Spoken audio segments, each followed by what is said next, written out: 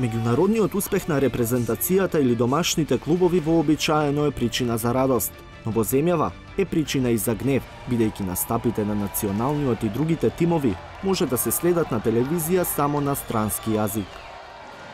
Čupić danas 8 od 9. Evo ga i 9. pogodak Ivana Čupića.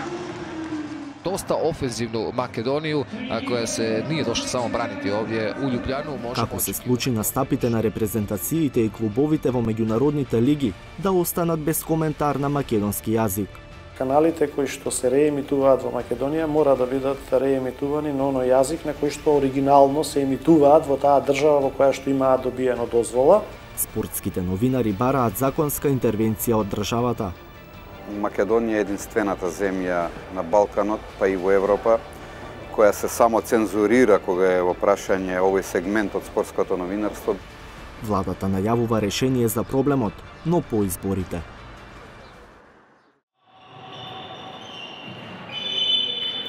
Европскиот ракометен шампионот пред 2 години, Скопски Вардар, и годинава е во игра за најважниот трофеј. Двете победи против Загреб минатиот месец значеа пласман меѓу 8-те најдобри во Лигата на шампионите. Но дури и при домашниот триумф во Јане Сандански, македонскиот јазик можеше да се слушне само во салата, а не и на малите екрани. 32-30 je za Vardar, koji će pobediti na kraju i u ovom revanš meču. Ne velikom razlikom, ali će to ipak biti pobeda. Ono što su na kraju i želeli u dvorani Jane Sandanski. Mrakovčić, Bičanić, na kraju zaustavljen Valentino Ravnić. Ostaje 32-30 za Vardar. Меѓународните настапи на Вардар за жал не се единствени што на телевизија можат да се следат само на странски јазици. Така е дури и со националната фудбалска репрезентација. Stojanović je propustio loptu, dolazi Alijovski, Alijovski krade loptu, vrlo neugodna situacija, povratna lopta u 16 metara, prilika za Makedoniju, 1-1, podrška je bila i evo nam izjednačenja u odmah po praktički doda minuti. Апсурдно или не, се е законски. Во конкретниот случај, имателот на правата, спорт клуб, има дозвола од државата, војводството Луксембург да емитува програма на хрватски, српски и словенечки јазик. Во Македонија се реемитува верзијата која што оди на хрватски јазик, а во конкретниот случај спорт клуб нема дозвола од државата Луксембург да емитува програма на македонски јазик и затоа, бидејќи тие ги имаат и откупено правата за квалификациите за европското првенство, коментарот на надпреварите е на хрватски јазик. Со други зборови, спорт клуб, Арена спорт, Евроспорт и не можат да реемитуваат програма во Северна Македонија на македонски јазик, бидејќи немаат регистрирано своји ТВ станици во Македонија, а за такво нешто немаат економски есап. Организиран притисок за промена прават спортските новинари. Представува веќе проблем за македонските телевизии тоа што не може да се борат повеќе ниту за авторските права како што се уние во ракометот, во машкиот дел од Лигата на шампионите на ЕХФ, повеќе и тоа не е дел од тоа што претходно се емитуваше на нашата национална телевизија. И тука се гледа дека ние не можеме да се бориме, но доколку се донесе законско решение, доколку се обврзат сите странски телевизии, доколку сакаат да се емитуваат на овие простори, да го направат тоа на локалниот јазик.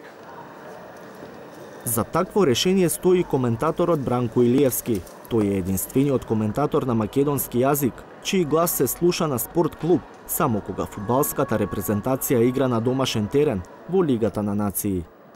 Сигналот кој се реемитува од стадионот каде што сме во моментов оди директно во Хрватска, од Хрватска оди директно кај нашите гледачи и тоа е единствениот пат, значи мора изворниот сигнал да се пренесе. Ако ние сакаме да коментираме на спорт клуб или на Арена спорт, тоа можеме го направиме, но мора да одиме или во Загреб или во Белград со студио таму, законски во моментов не можеме. А големите спортски канали, веруете, никогаш нема да се решат сами да тргнат и да речат добар ден, сакаме да работиме со македонски редакции, затоа што никој ниту ги принудува, ниту им создава обврска и тие тоа нема да го направат. Илиевски и Николовски се дел од група на спортски новинари кои велат дека уште пред 1 година понудиле решенија до владата и Министерството за информатичко општество. Значи, ние како спортски новинари дадовме можност од 2 месеца адаптација техничка, од 3 месеца да се обработува 30% на македонски, па нови 3 месеца со нови 30% внесување на коментар на програмата вкупна на каналите и потоа во нови 6 месеци да се обработува после тие 12 вкупно 100% на македонски. Значи, дадовме многу предлози, дадовме многу сугестии. Државата за сега едноставно не превзема ништо или ние не чувствуваме дека превзема ништо или можеби до нас не се дојдени такви информации. За АВМУ решението е кај владата, а своји предлози имаат и тие. Постојат две решенија. Едно е законска измена и да се овозможи на телеком операторите да добијат дозволи за телевизиско емитување. Веќе дел од телеком операторите во Македонија веќе имаат изразено желба за отворање на телевизии со спортски формат.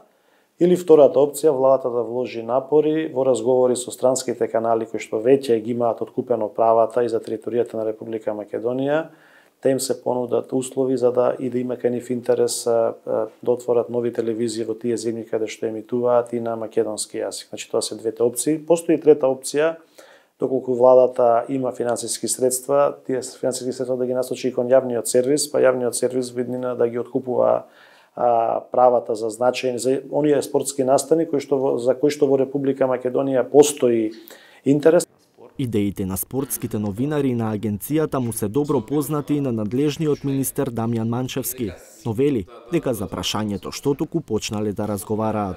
Ние средбата со нив имавме само пред неколку месеци, 1 или 2, не знам зошто 1 година се зборува, и во основа да, имаат предлог, меѓутоа тој предлог треба да се преточи во законски одредби, кои што нема да се во колизија со други закони.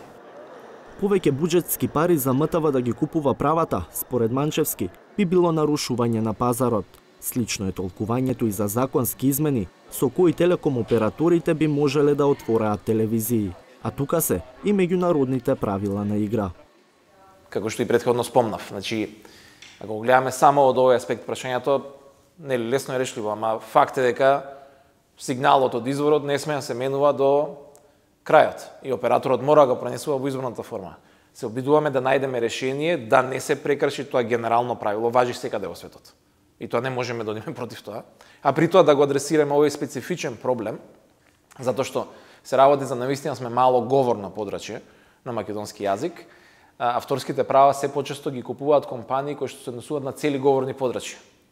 И сега од не знам кои причини навистина, нашата земја е ставена во делот на ова говорно подрачје од поранешна Југославија, значи тој српски, хрватски јазик и така натака, што очигледно дека не е така. И треба да затоа најдеме начин како ќе успееме ова да го регулираме. Дека владата не знае кој модел ќе го следи, покажува фактот што на Илинденска 2 се зборува и за уште еден предлог. Советникот за спорт на премиерот, Даниел Димевски, промовира независен спортски канал, поддржан од државата. Темата спорт на македонски не е само прашање македонскиот јазик. Темата е каде му е местото на македонскиот спорт. Ние сме сведоци дека скоро на сите телевизии комерцијални спортските редакции исчезнаа.